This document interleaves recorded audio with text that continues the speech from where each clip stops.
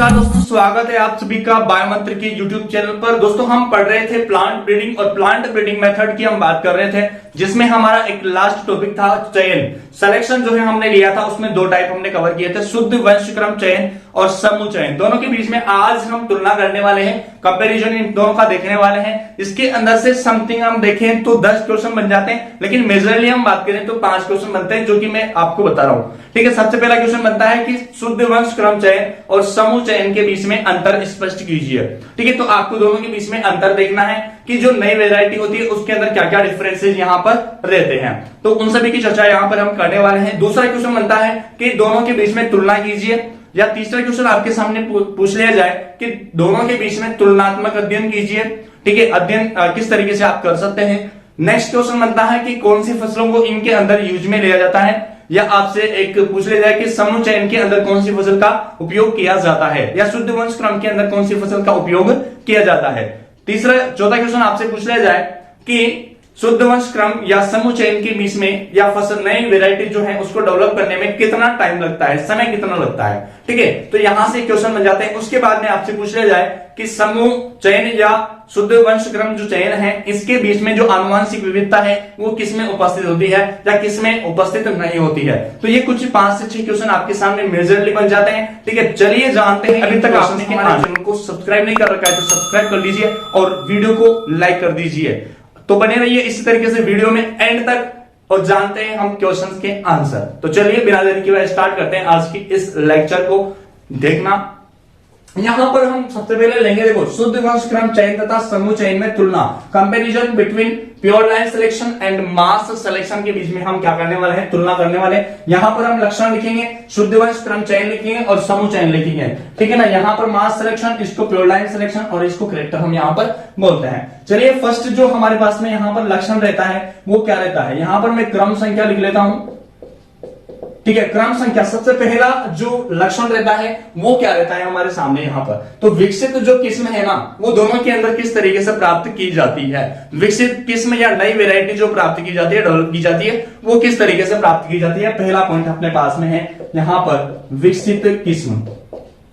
विकसित किस्म, तो ध्यान से देखिए, यहां पर शुद्ध वंशक्रम चयन के अंदर ये ज्यादा बेहतर है नई वेरायटी को डेवलप करने के लिए, ये तो इससे थोड़ा कम बेहतर है। ठीक है, यहां पर बात करें शुद्ध वंशक्रम चयन के अंदर विकसित किस्म को किस तरीके से बनाया जाता है, तो एक ही वंशक्रम के द्वारा इसमें शुद्ध वंशक्रम, एक ही शुद्ध वंशक्रम के द्वारा विकसित किस्म को तैयार किया जाता है। तो यहां पर हम लिख लेते हैं एक ही शुद्ध वंशक्रम के द्वारा। ठीक है, जबकि देखो इसके अंदर हमने क्या किया था, एक ही प्लांट लिया था।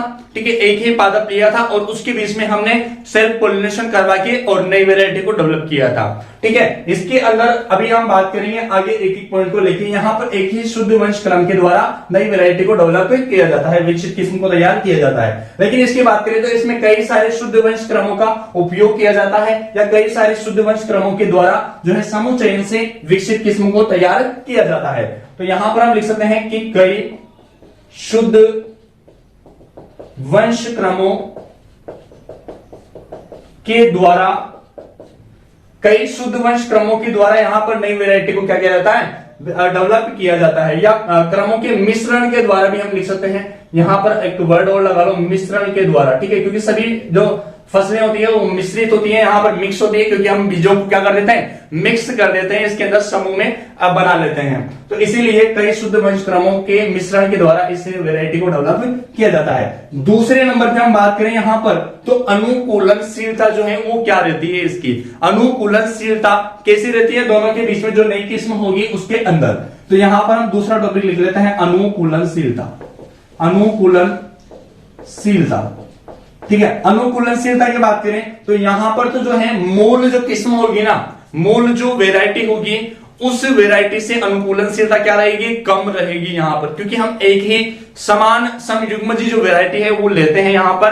ठीक है, एकल पादप संततियों को यहां पर काम में लेते हैं हम। तो यहां पर हम लिख सकते हैं क्या, मूल किस्म से अनुकूलनशीलता कैसी रहती है, कम रहती है। ठीक है, कम क्यों रहती है, क्योंकि इसकी जो यहां पर विविधता होती है, इसके अंदर जो वेरिएशंस होते हैं वो भी क्या रहते हैं, कम होते हैं, क्योंकि हम एक ही पादप को यहां पर चुनते हैं, लेते हैं, ठीक है, जो कि शुद्ध होता है। देखो यहां पर जो है विविधता क्या रहती है, कम रहती है, इसीलिए इसकी जो अनुकूलनशीलता है वो भी कम रहती है। इसके अंदर हम बात करें समूह चयन के अंदर, तो इसके अंदर जो अनुकूलनशीलता होती है वो मूल किस्म से क्या होती है, अधिक होती है। मूल किस्म से क्या होती है, अधिक होती है, क्योंकि इसमें अलग अलग प्लांट को हम लेते हैं। तो मूल किस्म से अधिक। ध्यान से समझना, यहां पर सारे टॉपिक इंपॉर्टेंट है, ठीक है, यहां से क्वेश्चन जो है बन जाता है। तीसरे नंबर पर हम बात करें यहां पर, तो नई किस्म का जो उत्पाद प्राप्त होगा वो कैसा होगा, इसके अंदर कैसा होगा, शुद्ध वंश क्रम चयन के अंदर और समूह चयन के अंदर कैसा होगा। तो नया जो उत्पाद होगा, नई किस्म जो उत्पाद होगा, ठीक है ना, तो यहां से हम लिख लेते हैं नई किस्म उत्पाद वो कैसा होगा, ठीक है, नया किस्म उत्पाद। तो इसके अंदर तो हमने एक ही प्लांट को लिया था, समान पादपों को लिया था, ठीक है, तो इसके अंदर समयुग्मजी होती है। कैसे होते हैं प्लांट, समयुग्मजी होते हैं, ठीक है, समान होते हैं इसके अंदर तो, लेकिन इसके अंदर जो है ना वो अलग अलग होते हैं, मतलब विविधता पूर्ण होते हैं। इसके अंदर सभी पादपों के अंदर वेरिएशंस होते हैं, विविधताएं होती है, ठीक है, तो इसके अंदर कैसा होगा प्लांट, जो नया किस्म का पादप होगा वो कैसा होगा, तो इसके अंदर विविधता पूर्ण होगा, विविधता पूर्ण। ध्यान से समझना, ठीक है, बात समझ में आ रही होगी आपको। फोर्थ पॉइंट की बात करें तो यहां से हमारे पास में बीज प्रमाणीकरण के लिए जो है पहचान किस तरीके से कर सकते हैं, किसमें सरल होता है और किसमें कठिन होता है। तो यहां से बीज प्रमाणीकरण के लिए पहचान। अब बीज प्रमाणीकरण के लिए कौन सरल है कौन कठिन है, तो ये तो होगा सरल, क्योंकि इसके अंदर एक समान पादप है सभी की सभी, इसके अंदर अलग अलग है, इसके लिए तो बीज का जो प्रमाणीकरण करना होगा उसमें ये इस कंडीशन में कठिनता से होगा, ठीक है, बीज का प्रमाणीकरण जो है वो कठिनता से यहां पर रहेगा। पांचवें पॉइंट की बात करें हम यहां पर, तो नई किस्म का निर्मोचन में जो समय लगता है वो कितना लगता है और कौन सी जो चयन विधि है उसके अंदर कितना समय लगता है यहां पर। तो यहां पर हम क्या लिख सकते हैं, नई किस्म के निर्मोचन में समय, नई किस्म के निर्मोचन में समय। निर्मोचन का मतलब होता है यहां पर नई किस्म को बनाना या नई किस्म को तैयार करना। तो इसके अंदर हम देखें तो कितना समय लगता है यहां पर, 7 से 8 साल लगते हैं। कितने साल लगते हैं, 7 से 8 साल लगते हैं। वैसे तो 7 साल लगते हैं, लेकिन इसको डिस्ट्रीब्यूट करने में जो 1 से 2 साल लगता है ना, वो भी इसके अंदर जोड़ लिया जाता है, तो समथिंग 7 से 8 साल इसके अंदर लगता है। इसके अंदर बात करें हम तो इसके अंदर 6 से 7 साल लगते हैं। कितने साल लगते हैं, 6 से 7 साल लगते हैं। दोनों की दोनों विधियां जो है वो समान है, इनका जो प्रोसीजर है वो समान है, बस इनके अंदर इतना सा है अंतर इतना सा है कि इसके अंदर तो हम एकल जो पादप संततियां हैं उनका उपयोग नहीं करते हैं, लेकिन इसके अंदर एकल पादप संततियों का उपयोग किया जाता है। बाकी सारा का सारा जो है प्रोसीजर वो समान रहता है। यहाँ पर 6 पॉइंट की बात करें हम यहाँ पर, तो 6 पॉइंट तो रहता है हमारे पास में कि नई किस्म में जब पुनर्चयन किया जाएगा तो वो कैसा दिखाई देगा दोनों के अंदर, ठीक है। तो नई किस्म में पुनर्चयन देखो, नई किस्म में पुनर्चयन करेंगे हम यहां पर, तो इसके अंदर तो कैसा रहेगा, इसके अंदर तो कोई प्रभाव हमें दिखाई नहीं देगा, लेकिन इसके अंदर अलग अलग प्लांट है, इसीलिए अलग अलग प्रकार की वेरिएशंस के कारण हमें जो किस्म होगी वो अलग प्रकार की दिखाई देगी। इसका मतलब यह है कि इसके अंदर तो प्रभाव दिखाई देंगे, ठीक है। तो पुनर्चयन में इसके अंदर ये तो होगा प्रभावहीन। कैसा होगा, प्रभावहीन, इसके अंदर कोई प्रभाव नहीं दिखाई देगा क्योंकि एक समान प्लांट है। इसके अंदर वेरिएशंस के कारण ये कैसा होगा, प्रभावशाली रहेगी।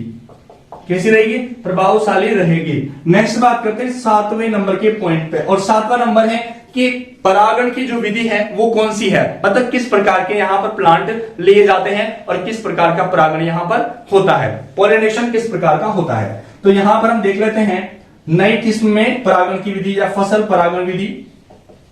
फसल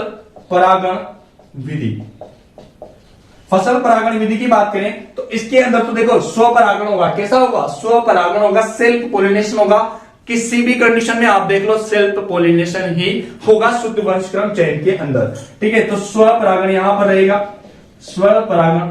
लेकिन इसके अंदर मैं बात करूं तो सबसे ज्यादा जो परागण होता है वो होता है क्रॉस पोलिनेशन, ठीक है। क्रॉस पोलिनेशन होता है मतलब पर परागण होता है। कुछ कंडीशन में जो है स्वपरागण यहां पर देखने को मिलता है। तो इसके अंदर स्वपरागण और परपरागण दोनों होता है, स्वपरागण और परपरागण।